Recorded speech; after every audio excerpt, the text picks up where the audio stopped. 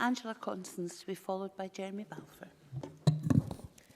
Thank you very much, Presiding Officer. I'm grateful to Alec Rowley for securing this debate tonight, because it gives me the perfect opportunity to thank all of the West Lothian organisations who work all year round and not just at Christmas to alleviate food poverty. And tonight's debate also gives me the opportunity once again to state my support for enshrining the right to food in Scots law, because hunger in one of the richest countries in the world is indeed a crime. It's a moral crime, and it's a crime in terms of international law. To be specific, Article 11 of the 1966 International Covenant on Economic, Social and Cultural Rights, signed by the UK as far back as 1976.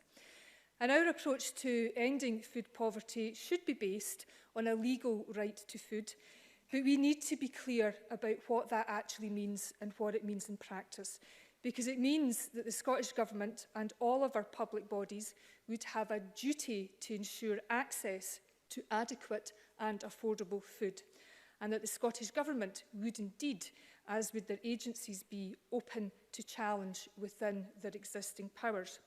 And that's a big ask of any government. It's an ask that we should step up to. But we also have to recognise that if we want legislation to mean something in practice, that there is much more work to do within government, across Civic Scotland and on a cross-party basis to ensure that our approach is resilient and robust across time. And as Alec Rowley has said, the Scottish Government at present does not have all the levers required to end food insecurity and poverty. And this was also recognised in published work, Ending Hunger Together, led by the Reverend Dr. Martin Johnston. And this, of course, is demonstrated by local experience. Between April and September this year, the West Lothian Foodbank distributed over 3,000 three-day emergency food parcels and provided a lifeline to over 1,000 West Lothian wains, their busiest year to date.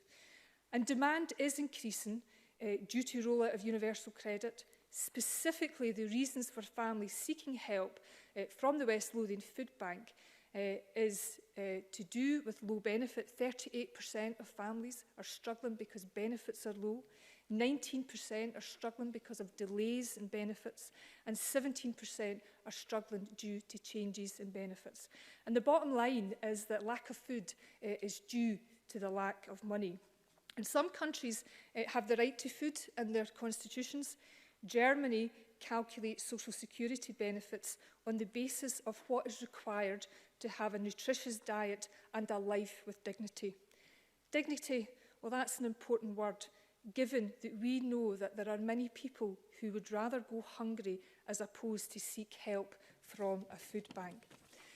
Therefore, the work done by other organisations in my constituency, such as the Venny in Knightsbridge, with their Good Food outlet on a Tuesday, which supports 50+ families, the Polbeth Community Hub with their community fridge and community shop, all of their work is imperative because it recognises that food is about community as well as consumption.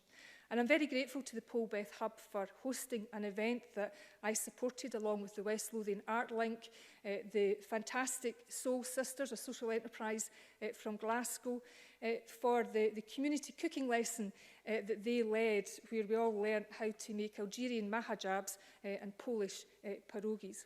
And all of these local organisations, in addition to tackling hunger, are also reaching out to communities to reduce loneliness, to reduce isolation, to promote good mental health, to help people upskill and recognise the social value of food.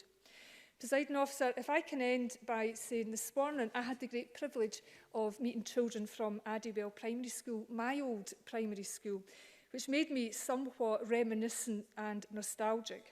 And I know much has changed in the community that I represent since I went to Addywell Primary School in the 70s. But rising hunger and rising poverty for our children is indeed our collective shame.